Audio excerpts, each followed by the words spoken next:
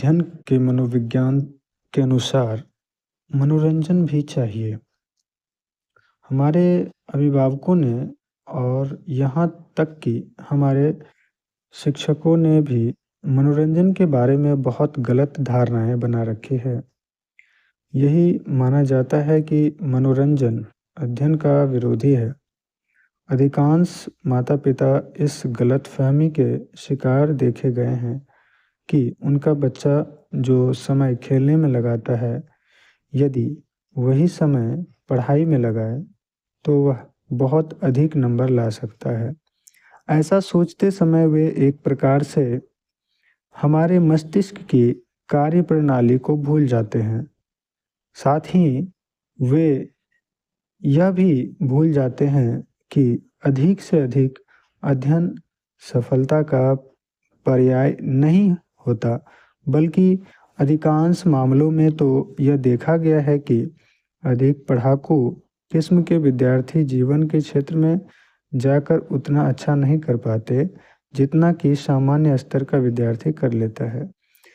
इसका कारण यही है कि जब हम बहुत अधिक पढ़ कर अपने मस्तिष्क में पुस्तक के ज्ञान को ठूँस लेते हैं, तो उस मस्तिष्क में व्यावहारिक ज्ञान के लिए ना तो जगह रह जाती है और ना ही इसके लिए समय। यदि हम यह मानकर चलें कि अध्ययन का उद्देश्य अंततः जीवन को ऊंचाइयों की ओर ले जाना है, तो पढ़ाकू प्रवृत्ति से बचना होगा। वस्तुतः ज़रूरत अधिक से अधिक पढ़ने की नहीं होती, बल्कि ज़रूरत होती है आवश्यक ज्ञान को सही तरीके से पढ़ने की, और इसके लिए मनोरंजन अनिवार्य है। मनोरंजन का अर्थ है मन का रंजन, यानी कि ऐसे काम करना जिससे मन प्रसन्न हो सके। आपने इससे पहले पढ़ा था कि प्रसन्न मन गतिमान होता है। चूँकि प्रसन्न मन गतिमान होता है, इसलिए इसमें पढ़ी हुई बातों को अधिक तेज़ी से ग्रहण करने की क्षमता आ जाती है। मनोरंजन का काम मूलतः मन को प्रसन्न करना होता है, न कि उसे बहलाना। बहलाने का अर्थ है थोड़ी देर के लिए दुख या शिकायत से छुटकारा दिलाना, लेकिन इसका अर्थ यह नहीं हुआ कि मन प्रसन्न हो ही जाएगा। स्वस्थ मनोरंजन हमारे मस्तिष्क में महीन-महीन रेशों का निर्माण करता है। आपने अक्सर महसूस किया होगा कि व्यक्ति एक ही काम करते-करते ऊब जाता है। वह काम उसे नीरस लगने लगता है, उसका सारा रस गायब हो जाता है। यदि काम नीरस लग रहा है और इसके बाद भी हम उस काम को कर रहे हैं, तो काम तो होता रहेगा, लेकिन उस तरह नहीं होगा जिस तरह उसे होना चाहिए। ऐसी स्थिति में बेहतर यही होगा कि हम उस काम को थोड़ी देर के लिए करें करें ही नहीं। अब हम कुछ ऐसा करें जिससे यह एक रास्ता भंग हो सके। हम कुछ देर के लिए गाने सुन सकते हैं, संगीत सुन सकते हैं, बाहर टहल सकते हैं, दोस्तों के साथ बातचीत कर सकते हैं, या अन्य कई स्वस्थ तरीकों से इस एक सरता को भंग कर सकते हैं। यह एक सरता भंग होती है। जैसे ही यह एक सरता भंग होती है, हमारा मन फिर से उस काम की ओर लपकने लगता है। हो सकता है कि आपके मन में यह पछतावा हो कि मैं बेकार ही आधा घंटा गाने सुनने में बेकार कर दिया। लेकिन मैं समझता हूँ कि ऐसा सोचकर आप समय के बारे में गलत निर्णय ले रहे हैं। ऊपरी तौर पर देखने से तो निश्चित ही आपने आधा घंटा नष्ट किया है, लेकिन पक्का जानिए कि आपने उस आधे घंटे के बदले कई आधे घंटे हासिल कर लिए हैं। आपने शायद यह देखा होगा कि गाड़ी में जूते हुए बैल को गाड़ी हाँकने से पहले सहलाया जाता है। यह भी देखा होगा कि गाय को दूहना शुरू करने से पहले उसकी पीठ पर थपकी दी जाती है।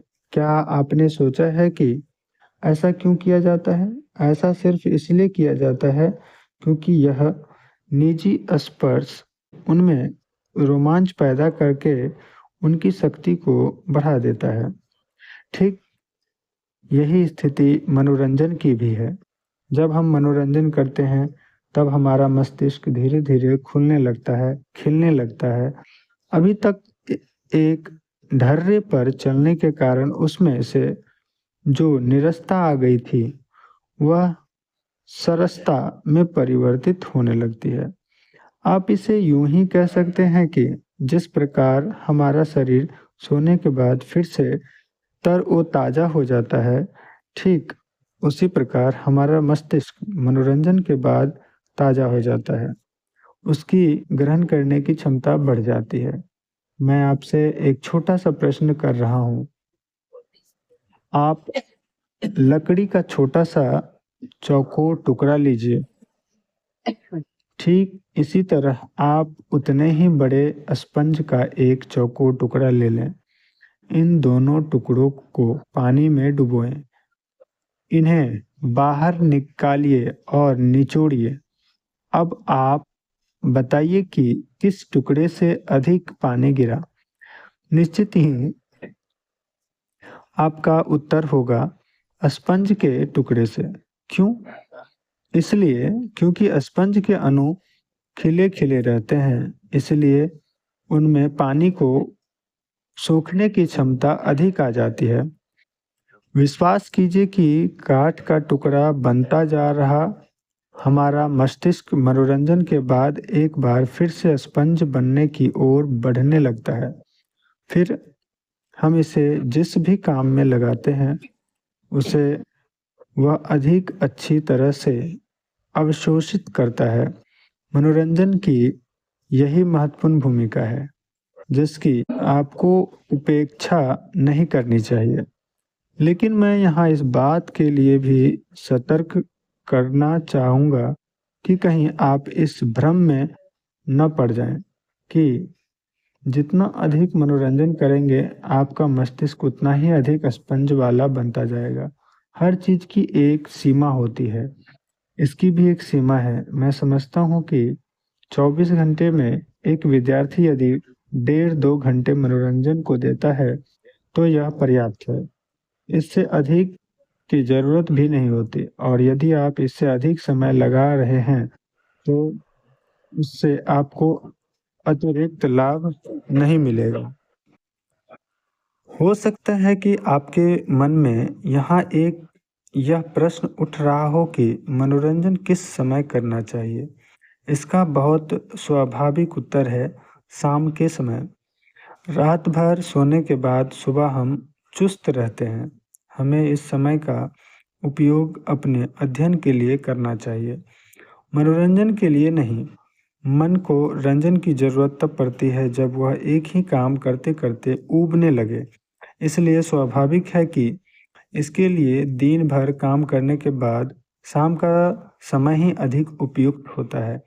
लेकिन यदि इस बीच में भी आवश्यकता महसूस हो, तो करने में कोई बुराई नहीं। हाँ, इतना ज़रूर ध्यान रखना चाहिए कि मनोरंजन के हमारे तौर तरीके स्वस्थ एवं सुसंकृत हो। अल्हड़पन, नशा एवं अन्य घटिया तरीकों से जो मनोरंजन होता है, वह मूलतः मन का रंजन न होकर मन का पतन होता है। मनोरंजन का अर्थ है स्वस्थ रंजन। धन्यवाद।